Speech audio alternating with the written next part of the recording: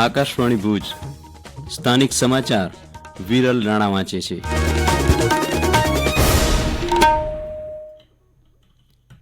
નમસ્કાર. કેન્દ્રીય ગૃહમંત્રી અમિત શાહ આજે ગુજરાતની મુલાકાતે છે. તેમણે આજે અમદાવાદના ચાંગોદર ગ્રામ પંચાયત ખાતેથી વિકસિત ભારત સંકલ્પ યાત્રા રથને પ્રસ્થાન કરાવ્યું. આ તકે સંબોધન કરતાં શ્રી શાહે કહ્યું કે દેશની આઝાદીને જ્યારે 100 વર્ષ પૂર્ણ થશે ત્યારે દુનિયાના તમામ ક્ષેત્રોમાં ભારત પ્રથમ ક્રમે આવે તે માટે યોજાયેલી યાત્રા એટલે વિકસિત ભારત સંકલ્પ યાત્રા. તેમણે કહ્યું કે દેશના દરેકે દરેક પરિવારને ગેસ, પાણી, રાશન, આરોગ્ય, શૌચાલય સહિતની તમામ મૂળભૂત સુવિધાઓ મળે તે સુનિશ્ચિત કરવા માટે આ યાત્રા યોજાઈ રહી છે. તેમણે દેશના 60 કરોડ ગરીબ પરિવારનું જીવનધોરણ ઊંચું લાવવા માટે પ્રધાનમંત્રી નરેન્દ્ર મોદીએ આપેલા યોગદાનને બિરદાવ્યું હતું. શ્રી શાહ વલ્લભ વિદ્યાનગર સ્થિત સરદાર પટેલ યુનિવર્સિટીના 66મા પદવીદાન સમારોહમાં મુખ્ય અતિથિ તરીકે ઉપસ્થિત રહ્યા. આ સમારોહમાં ગુજરાતના રાજ્યપાલ આચાર્ય દેવવ્રત, ઉચ્ચ શિક્ષણ મંત્રી ઋષિકેશ પટેલ અને શિક્ષણ રાજ્યમંત્રી પ્રફુલ્લ પાનસેરીએ પણ ઉપસ્થિત રહ્યા હતા. સાંજે શ્રી શાહ અમદાવાદના ટાગોર હોલમાં મહારાષ્ટ્ર સમાજના શતાબ્દી મહોત્સવમાં ભાગ લેશે અને અમદાવાદ યુરોલોજી એસોસિએશન દ્વારા આયોજિત 6ઠી એડવાન્સમેન્ટ ઇન એન્ડ્રોલોજી પરિષદમાં ઉપસ્થિત રહેશે. દેશભરમાં આજે વિજય દિવસની ઉજવણી કરવામાં આવી રહી છે. વર્ષ 1971ના યુદ્ધમાં પાકિસ્તાન પર ભારતની જીતની યાદમાં અને દેશ માટે બલિદાન આપનાર સૈનિકોને શ્રદ્ધાંજલિ આપવા માટે દર વર્ષે 16મી ડિસેમ્બરને વિજય દિવસ તરીકે ઉજવવામાં આવે છે. પ્રધાનમંત્રી નરેન્દ્ર મોદીએ આજે વિજય દિવસ પર શહીદ થયેલા વીર જવાનોને શ્રદ્ધાંજલિ આપી હતી. શ્રી મોદીએ કહ્યું કે તેમના બલિદાન અને સમર્પણ લોકોના હૃદયમાં અને આપણા દેશના ઇતિહાસમાં કાયમ માટે અંકિત રહેશે. કેન્દ્રીય રક્ષામંત્રી રાજનાથસિંહ અને કેન્દ્રીય ગૃહમંત્રી અમિત શાહે પણ આજે આજના અવસર પર સશસ્ત્ર દળોના બહાદુર જવાનોને શ્રદ્ધાંજલિ આપી હતી. પાકિસ્તાનથી સરહદથી જોડાયેલા કચ્છના નાગરિકોએ પણ બહાદુરી અને હિંમતભરી પરિસ્થિતિનો સામનો કરી ઇતિહાસમાં નામ અંકિત કર્યું છે. માધાપરની વીરાંગનાઓનું પ્રકરણ તેમાંનું એક છે.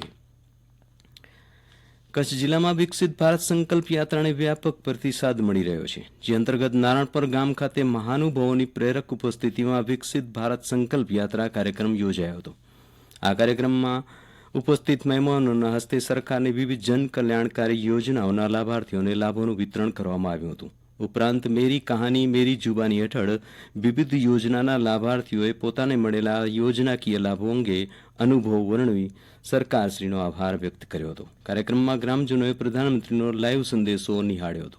કાર્યક્રમના અંતે ઉપસ્થિત સૌ નાગરિકોએ વિકસિત ભારત સંકલ્પ યાત્રામાં સહભાગી થવા તેમજ વિકસિત ભારત 2047ના સ્વપ્નને સાકાર કરવામાં પોતાની ભાગીદારી નોંધાવવા સંકલ્પ લીધા હતા.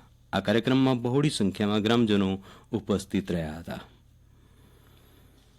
કચ્છના બાગાયતદાર ખેડૂતોએ ચાલુ વર્ષ 2023-24 માટે બાગાયત ખાતાની વિવિધ યોજનાઓનો લાભ લેવા માટે આઈ ખેડૂત પોર્ટલ પર ઓનલાઈન અરજી કરેલી હતી. જેમાં પાત્રતા ધરાવતા ખેડૂતોની અરજીઓને બાગાયત કચેરી દ્વારા પૂર્વ મંજૂરી આપવામાં આવેલી છે.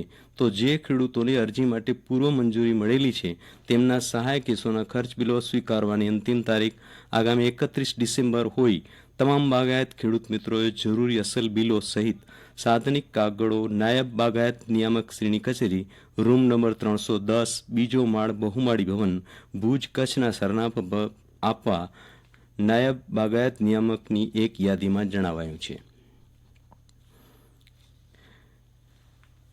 કલેક્ટર અમિત અરોરાના અધ્યક્ષસ્થાને આજરોજ કલેક્ટર કચેરી ભુજ ખાતે જિલ્લા સંકલન સહ ફરિયાદ સમિતિની બેઠક યોજાઈ હતી. આ બેઠકમાં સાંસદ વિનોદ ચાવડા તેમજ ધારાસભ્યોએ લોકહિતને લગતા વિવિધ પ્રશ્નો મુદ્દે ચર્ચા કરવા સાથે તેના ત્વરિત નિવારણ હેતુ સંબંધિત તંત્રને સૂચના આપવામાં આવી હતી. આ બેઠકમાં જિલ્લા વિકાસ અધિકારી એસ કે પ્રજાપતિ, અધિક કલેક્ટર પશ્ચિમ અને પૂર્વ કચ્છ એસપી, જિલ્લા પંચાયત સામાજિક ન્યાય સમિતિના ચેરમેન તથા સર્વે પ્રાંત અધિકારીઓ સહિત જિલ્લા વહીવટી તંત્રના ઉચ્ચ અધિકારીશ્રીઓ ઉપસ્થિત રહ્યા હતા.